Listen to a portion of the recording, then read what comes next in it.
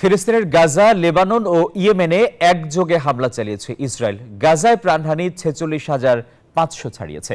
তবে প্রাণহানির এর থেকেও অনেক বেশি হতে পারে বলে সাম্প্রতিক এক গবেষণায় তথ্য পাওয়া গেছে। এদিকে ইসরায়েলের নেতানিয়াহু প্রশাসনের বিরুদ্ধে অব্যাহত রয়েছে হাজারো মানুষের বিক্ষোভ।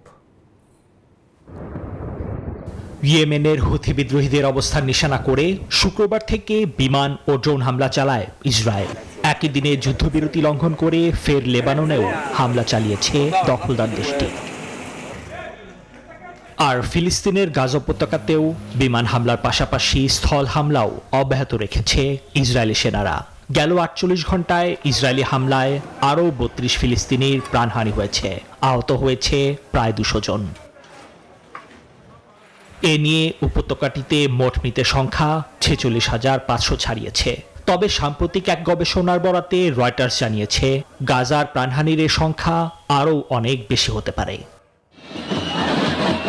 এদিকে ইসরায়েলের প্রধানমন্ত্রী বেনিয়ামিন নেতানিয়াহুর পদত্যাগের দাবিতে দেশটির রাজধানী তেল আবিবে শনিবারও অনুষ্ঠিত হয়েছে বিক্ষোভ। এদিন গ্রেপ্তার হয়েছেন বেশ কয়েকজন আন্দোলনকারী।